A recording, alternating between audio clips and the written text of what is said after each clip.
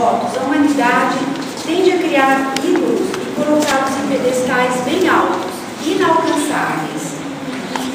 Sempre distantes, os homens e mulheres exemplares da história, como Chico Xavier, Madre Teresa e tantos outros, ficam também assim, inalcançáveis.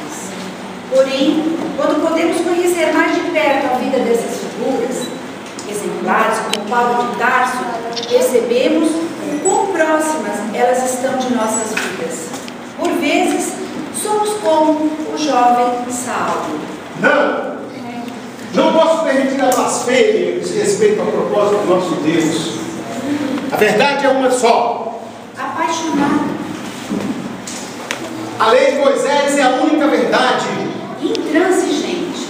Perseguiremos até o fim aqueles que blasfemam. Duro. Mas somos como pedra preciosa. E como pedra precisamos do cinto. Somos a carta escrita por Deus ainda por ser aberta. De nossa natureza podemos, como forjador que trabalha o ferro, fazer algo melhor.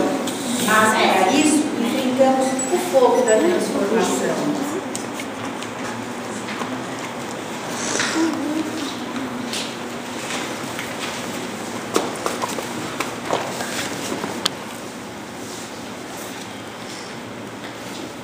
Abigail, por que estás tão triste? Aproxima-se a data da nossa união. Para mim, isso é motivo de tamanha alegria. Saulo, nossa união para mim também é motivo de extrema felicidade. Bem sabes que és o meu eleito, o amor que me conforta. A minha tristeza vem da saudade e da angústia que a falta de notícias do meu irmão desperta. Já te disse, Abigail, tenho feito e farei tudo para achar o teu irmão. Encontraremos o teu irmão. Fica tranquilo. Amanhã mesmo iremos à cidade. Vai conhecer os meus familiares, os meus amigos. Chegarás na véspera da condenação do pregador. Gostaria que neste momento, Abigail, estivesse ao meu lado. Saulo, poupe-me desta cena. A morte do meu pai no suplício jamais saiu da mente. O caso do Estevão é diferente. A sua personalidade é um desrespeito à lei de Moisés. E merece castigo todos aqueles que blasfemam. Eu vejo que tens razão, eu não quero descontentar. Gostaria, porém, de chegar apenas no final da cerimônia. E Saulo, não deixe de oferecer ao prisioneiro uma última chance de defender-se.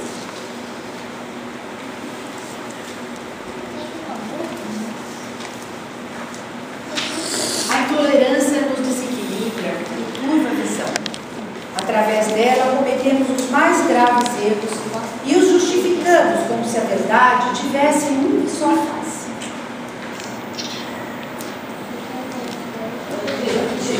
Não resista! Vai! Blasfemo!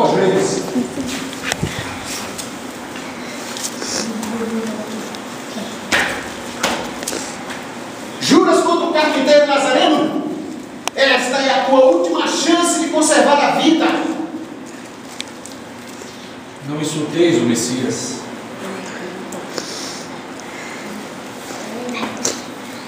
Morrer em nome de Jesus será uma glória, já que ele mesmo sentiu o peso da cruz.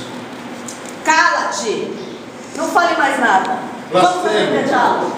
Apedrejamento. Que se cumpra então a lei. Herege! Onde está o teu Messias agora?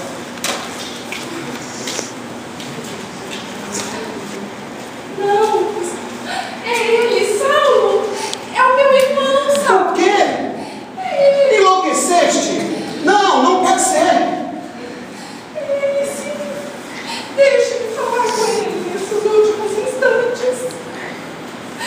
Gesiel, meu irmão, o que aconteceu? Por que te chamou Estevão?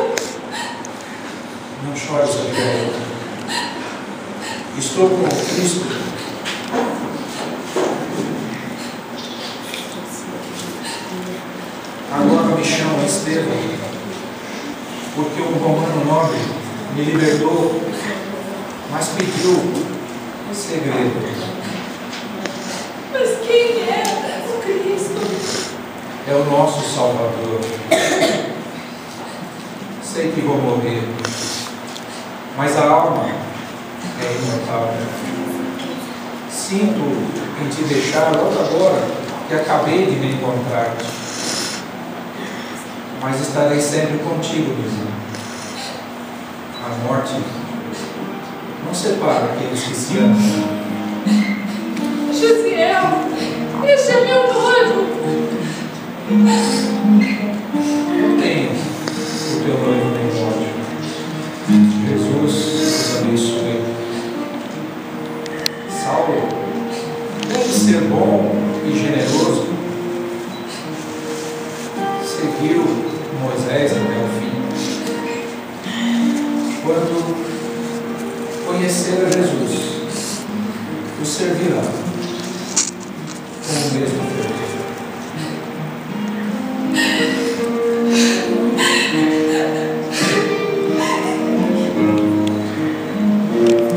Abigail, tudo está consumado e tudo terminou também entre nós.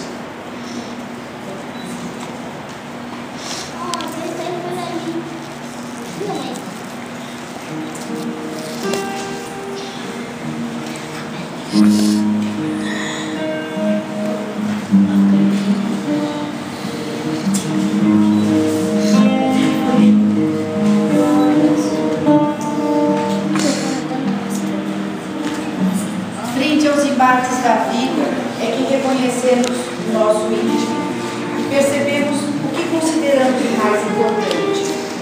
Muitas vezes, o orgulho, o egoísmo e a vaidade acabam falando mais alto. 8 meses de lutas incessantes passaram sobre a morte de Estevão. Quando o moço Tarcísio, capitulando, ante a saudade e o amor que lhe dominavam a alma, resolveu rever a paisagem florida da estrada do João, onde, por certo, reconquistaria o afeto de Abigail, de maneira a reorganizar todos os projetos de um futuro ditoso.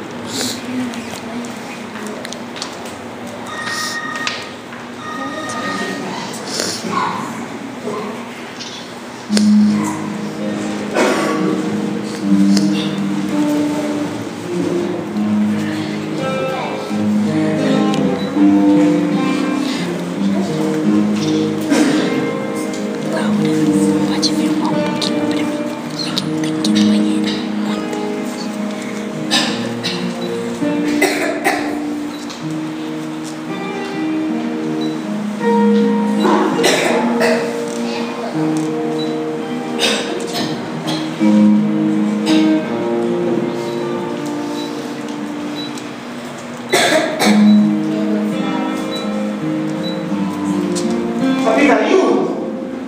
Abigail, abdiquei do meu orgulho para perguntar se me perdoaste, se não me esqueceste. Esquecer-te? Como esquecer um amor que me trouxe tanta vida? Quanto ao perdão, você é quem deve perdoar a si próprio. Estamos ligados pela eternidade. Não, Abigail, não fale em eternidade. Nosso amor para hoje serás a rainha do meu lar, dos meus pensamentos. Ah, Saulo, desconfio que não teremos tal aventura nessa vida. Eu também conheci o Cristo. E hoje eu sei que a morte não existe. Hoje eu percebo a realidade que nos cerca. E que o amor que nos une será sempre como ela é eterno por nós. Ah, Abigail, tu também ligadas a este Nazareno. Cristo veio cumprir a lei, Saulo, não destruí-la.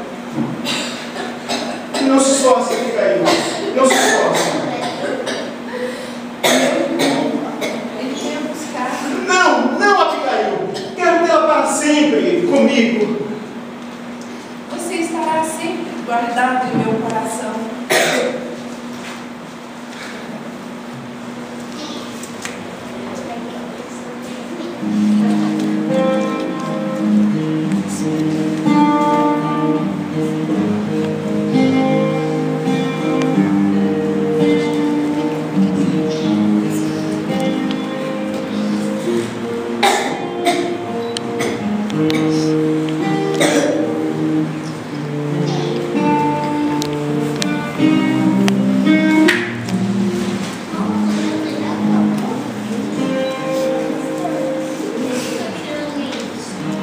Quando a morte vem ceifar as nossas famílias, levando-nos a pessoa nada, frequentemente dizemos: Deus não é justo. Somos ainda muito imaturos para perceber que muitas vezes o bem se encontra onde queremos ver o mal. Não podemos pedir a justiça divina pelo valor da nossa. É uma horrível infelicidade dizer que uma vida tão plena de esperança seja tão cedo cortada.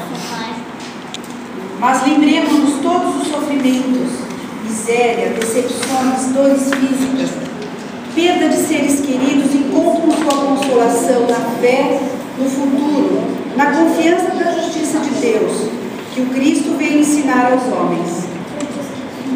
Sobre aquele que, ao contrário, que não espera nada depois desta vida, ou que duvida simplesmente as aflições se abatem com todo o peso, e nenhuma esperança suavizar-lhe a amargura.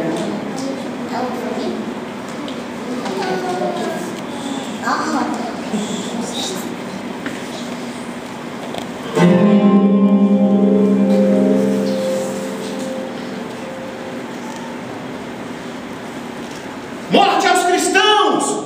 Soltem os leões! Tropeçamos aqui e ali, até o dia que Cristo nasce para nós. Para Paulo, com certeza, o nascimento de Cristo aconteceu na estrada de Damasco.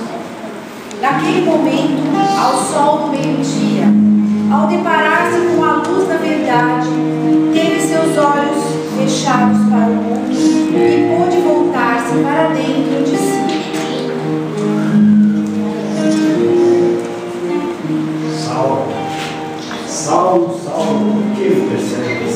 Senhor, o que queres que eu faça?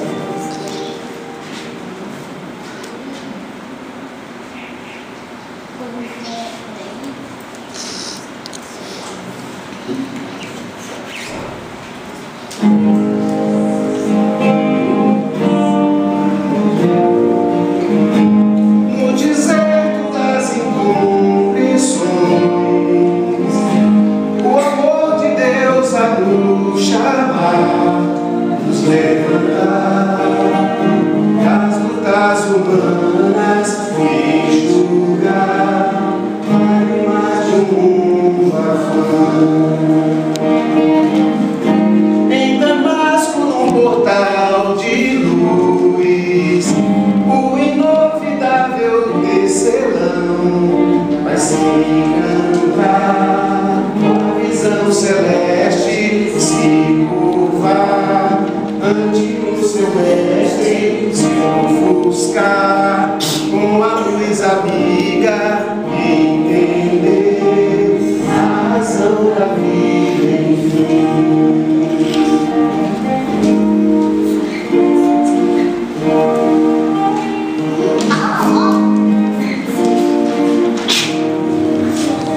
Somente quando Cristo nasce para nós, somos Paulo.